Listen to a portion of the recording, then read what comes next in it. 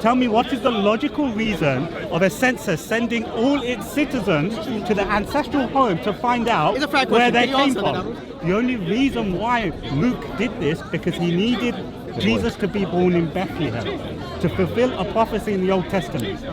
That is the only reason why he made up this historical fictitious claim. So let me try and understand. At the very start, he's got a basic thing wrong, the birth of Christ. Why should I accept the very end of Christ from Luke and Matthew and John and Mark? So your point is something like this, yeah? You think for a census which happened in the 1st century, it doesn't make sense for as part of the census for people to go back to their homeland. It does not make sense, and therefore it could not have happened. It's fiction. That seems to be your point. Either you misunderstood what I said. Right.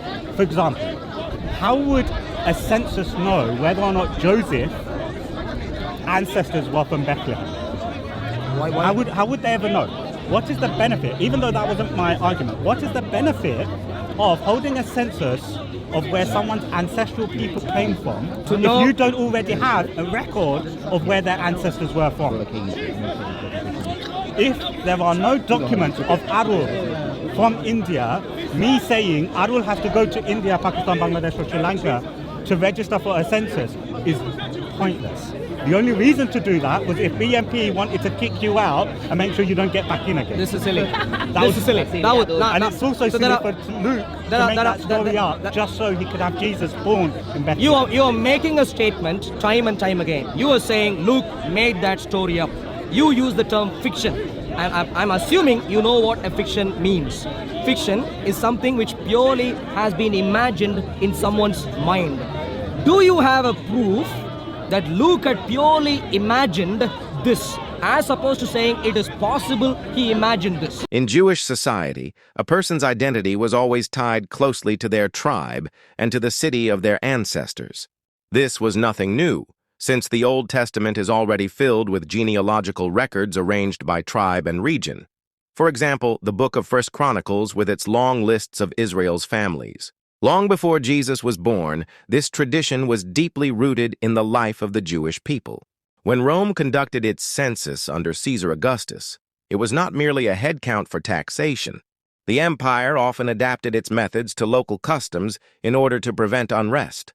Augustus was known for his pragmatism. He allowed provinces and client kingdoms to follow their own ancestral systems. For the Jews, the most natural way to register in a census was by ancestral lineage and city. That is why Joseph, being of the line of David, was required to return to Bethlehem, the city of David, even though he lived in Nazareth. In this way, Roman policy and Jewish tradition came together in a very real practice. The benefits were clear. For Rome, the census became more orderly, since the Jews were already bound to their genealogical records. For the Jews, the census did not feel like an entirely foreign imposition, since it still used the framework of their own identity. And in God's providence, this is what brought Joseph and Mary to Bethlehem, fulfilling Micah 5:2, that the Messiah would be born in the city of David. It is here that some Muslims raise the accusation that Luke invented the census story just to make it look as though Jesus fulfilled the prophecy. But that claim is weak. If Luke wanted to fabricate, he could have simply written, Jesus was born in Bethlehem as the prophecy said. Instead, he took the far riskier path of naming Caesar Augustus, Quirinius, and describing the Roman census system, details that can be tested and debated in history. That is not the style of a mythmaker, but of a careful historian. Apologetically, this demonstrates two key points. First, Luke is not writing fiction. He is recording real history consistent with both Jewish custom and Roman administration. Second, we see how God worked even through the policies of a world emperor to ensure that the Messiah was born exactly where prophecy had foretold centuries before. And here lies the striking difference with the Quran. It provides no historical framework for the birth of Jesus. No emperor, no king, no city, not even a verifiable genealogy. The Gospels root Christ's birth in living history, while the Quran leaves it floating in a void without historical markers. He's made that point many times already. Now, what is the proof that it is pure fiction when Luke talks about that? And the fact of the people of his time reading that and being quite happy with that account. Number one. Number two, you were saying the census sending people back to their homelands does not make sense. I am saying that is not true. It could very genuinely make sense. And the sense that it could make is this kind of census hasn't taken place before. This is the first time we have no precedents. So the best thing we can rely upon is essentially the societal pressure making sure that people are going to go to their right places of origin.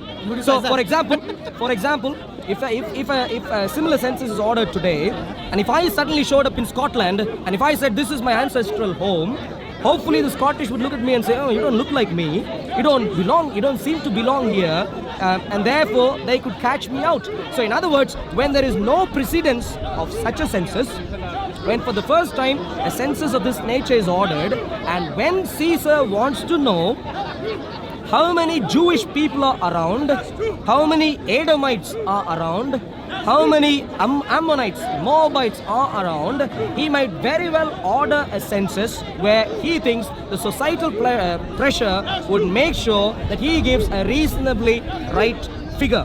Such a census was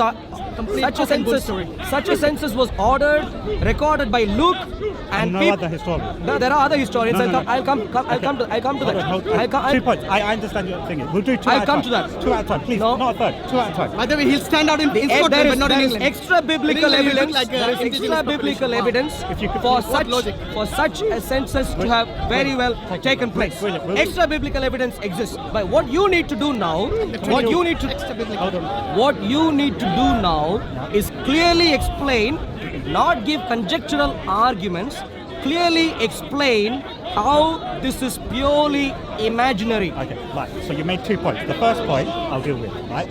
So the reason why also Luke's story is made up is when you look at the birth of Christ with the same story in Matthew, we see it doesn't tally up. Can you stick to the census, please? I am. Can you stick to the census, please? Hold on, I am. Stick to the census, please. Hold on. You wanted to make only 2 points. Stick to 2 points, please. Allow me to. Right. So, Jesus ends up in Bethlehem according to this census, right? According to Luke, Mary's there only for 1 month, right? For the ritual bathing after giving birth. Jesus is also circumcised after 8th day. And then thereafter, they return back to Bethlehem. Right? Sorry, return back to Nazareth. Thereafter, they go to Egypt, and after a long time after that, they go to Nazareth. You've mixed up 2 gospels and made your own gospel. No. Because Matthew, I didn't interrupt you. I didn't interrupt you. Please get back to our original point. I am. Explain how Luke's account of such a census happening is fiction. Explain the fiction part, please. Right. So he has Mary, Joseph and Jesus return back to Nazareth after 1 month. If we read the same story, the birth of Christ, in Matthew, we see that the reason why they were there is Herod was ordered to the killing of children, and Joseph and Mary and Jesus, after to go to Egypt. They return back after hearing the death of King Herod. Yeah? That's King Herod, after the death of King Herod. Yeah. Sorry, I did pronounce it correctly. Then they return back, yeah? So Matthew has Jesus, Joseph and Mary go to Egypt, whilst Luke, after 1 month, has Jesus, Joseph and Mary return back to Nazareth. Right? Luke doesn't have that. Hold on. Yes, it does. No. Are you sure? Are you willing to? Yeah. I won't waste time. So Dawood, hold on. Dawood, look, let's come back to the fiction part. Let's come to the fiction part. Point out that fact. Explain. Dawood. Please explain how the occurrence of this census is fiction, please. Muslims often allege that there is a contradiction between the Gospel of Luke and the Gospel of Matthew regarding the birth of Jesus. Luke tells us that Joseph and Mary came from Nazareth, then traveled to Bethlehem because of a census. There Jesus was born, and afterward he was taken to the temple in Jerusalem to be circumcised and presented to the Lord. When all this was completed, Luke simply reports that the family returned to Nazareth with no mention of any journey to Egypt. Matthew, on the other hand, presents a different angle. He describes Jesus being born in Bethlehem and then visited by the Magi from the east. That event enraged King Herod, who ordered the massacre of the infants in Bethlehem. Because of this threat, an angel warned Joseph in a dream to take Mary and the child Jesus and flee to Egypt. After Herod's death, Joseph brought his family back to the land of Israel, but since Archelaus was ruling in Judea, he chose to settle in Nazareth. At first glance, it may seem as if Luke moves directly from Bethlehem to Nazareth, while Matthew inserts the account of Egypt in between. This is where Muslims usually claim a contradiction. Yet academically, there is no contradiction at all, only a difference in focus. Luke writes for a Greco-Roman audience, highlighting the birth of Jesus in connection with major political events, such as the census decreed by Caesar Augustus. His concern is to frame the story in the broader context of world history: Nazareth, Bethlehem, Jerusalem, and then back to Nazareth. He had no reason to include the episode in Egypt, since it did not serve his particular purpose. Matthew, by contrast, writes with a Jewish audience in mind. His aim is to show how the events of Jesus' life fulfilled the prophecies of the Old Testament. That is why he highlights the visit of the Magi confirming the prophecy of a ruler from Bethlehem, the massacre of the children echoing the lament in Jeremiah, and the flight into Egypt fulfilling Hosea 11:1. Out of Egypt I called my son. For Matthew, the Egypt episode was crucial. For Luke, it was not. In ancient historiography, it was very common for writers to compress events, leaving out details not central to their purpose.